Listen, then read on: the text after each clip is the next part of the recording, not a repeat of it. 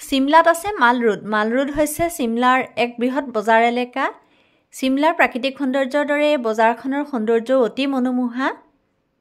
ভাৰতৰ এজন মহান দেশপ্ৰেমিক লালা লাজপত ৰায়ৰ প্ৰতিমূৰ্তি ইয়াৰ বজাৰখনত সোমাই যাওঁতেই স্থাপন কৰা আছে। বজাৰখনৰ পৰিৱেশটো যে ইমান ধুনীয়া। চিমলাৰ ঘৰবিলাকৰ ডিজাইনবোৰ বৰ ধুনীয়া। সেই মাল ৰোডত থকা ধুনীয়া ধুনীয়া ডিজাইনৰ ঘৰৰ দোকানবোৰৰ সৈতে বজাৰখন বৰ সুন্দৰ।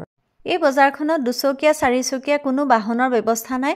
সকলো মানুহে খোজকাঢ়ি যাব লাগে আৰু খোজকাঢ়ি আহিব লাগে। সকলো মানুহে এনেদৰে খোজকাঢ়িয়ে বজাৰ সমাৰ কৰে, কিন্তু বহুত ভাল লাগে। মাল ৰোডলৈ যোৱা ৰাস্তাটোৰ ৱালত এনেদৰে বিভিন্ন প্ৰতিমূৰ্তি অংকন কৰা আছে সৌন্দৰ্য বৰ্ধনৰ বাবে, আৰু মানুহে বহিব পৰাকৈ ধুনীয়া ধুনীয়া অজিব পৰা বেঞ্চৰ নিচিনা আসনৰ ব্যৱস্থা আছে।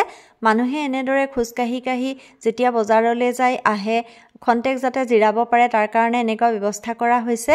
আৰু ইয়াতে বহিও বহুত সময় মানুহে বজাৰখনৰ অহা যোৱা কৰা মানুহকে ধৰি বজাৰখনৰ যিটো প্ৰাকৃতিক পৰিৱেশ সেইটো উপভোগ কৰিব পাৰে। বজাৰখনলৈ সোমাই যোৱা পথটোৰ খুবেই ওচৰতে সন্মুখভাগলৈ এটা পাহাৰ। সেই পাহাৰৰ ওপৰত সৰু ডাঙৰ ভিন্ন ৰঙৰ ঘৰবিলাকৰ সৈতে অহা যোৱা কৰি থকা মানুহবিলাকৰ সৈতে বজাৰখনৰ পৰিৱেশটো সঁচাকৈ খুব ধুনীয়া। এই মাল ৰোড এলেকাতে একেলগে আছে state bank, HDFC bank, ICICI bank, LIC office, BSNL office. এই ঘৰকেইটাৰে সৈতে বজাৰখনৰ পৰিৱেশটো যে ইমান আকৰ্ষণীয়। ইয়াতে সুৰংগৰ নিচিনা এছোৱা পথ বনাই দিছে। এই পথছোৱাৰেৰে ৰাস্তাটোৰ এপাৰৰ পৰা সিপাৰলৈ যাব পাৰি।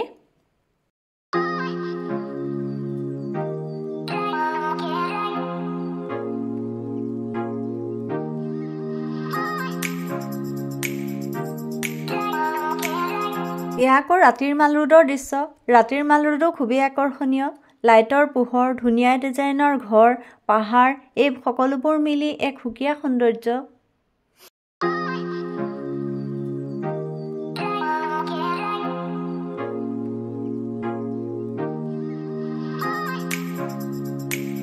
ইয়াতে আছে এটা খুব বঢ়িয়া ভিউ পইণ্ট। এই ভিউ পইণ্টৰ পৰা পাহাৰৰ দৃশ্য চাব পাৰি। খুব ধুনীয়া ঘৰবোৰৰ সৈতে পাহাৰটো বৰ ধুনীয়া লাগে, আৰু ইয়াতেই কোনোবাই ইচ্ছা কৰিলে ফটো উঠিব পাৰে।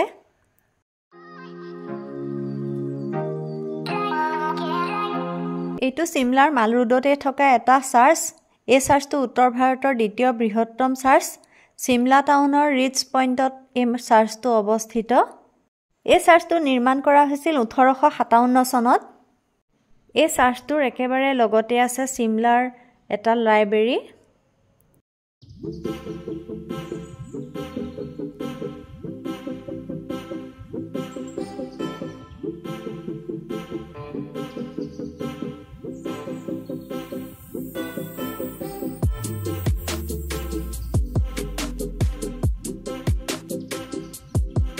চাৰ্চটোৰ বাউণ্ডেৰীৰ ভিতৰত এয়া জাতিৰ পিতা মহাত্মা গান্ধী, ভাৰতৰ প্ৰাক্তন প্ৰধানমন্ত্ৰী ইন্দিৰা গান্ধী, অটল বিহাৰী বাজপেয়ীৰ প্ৰতিমূৰ্তি স্থাপন কৰা আছে। ইয়াৰ লগতে এয়া ডাক্তৰ যশৱন্ত সিং পৰমাৰৰ প্ৰতিমূৰ্তিও আছে। তেওঁ হিমাচল প্ৰদেশ নিৰ্মাণৰ ক্ষেত্ৰত বিশেষভাৱে আগভাগ লৈছিল। তেওঁ হিমাচল প্ৰদেশৰ প্ৰথম মুখ্যমন্ত্ৰী আছিল। তেনেদৰে লেফটেনেণ্ট জেনেৰেল দৌলত সিঙৰ প্ৰতিমূৰ্তিও এই কেম্পাছৰ ভিতৰতে স্থাপন কৰা আছে। ইয়াত ঘোঁৰাৰ ব্যৱস্থাও আছে। কোনোবা পৰ্যটকে ইচ্ছা কৰিলে ঘোঁৰাত উঠিও চাৰ্চটোৰ চৌপাশৰ পৰিৱেশ চাব পাৰে।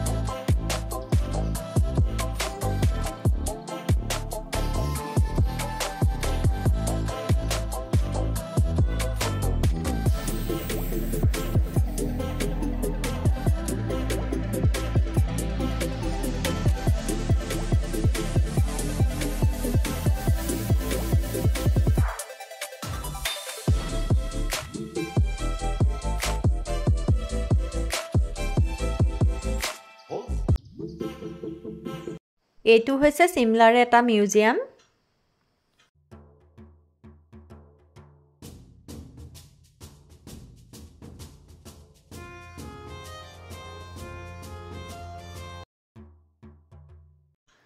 ভিডিঅ'টো আজিলৈ ইমানেই। ইয়াৰ পিছৰ ভিডিঅ'ত কেইখনমান উল্লেখযোগ্য ঠাইৰ সৈতে আপোনালোকক পুনৰ লগ পাম।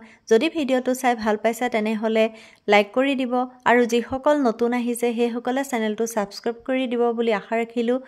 তেতিয়া পিছৰ ভিডিঅ' নতুন বিষয়ৰ সৈতে আপোনালোকক পুনৰ লগ পাম। আজিলৈ আহোঁ, ধন্যবাদ।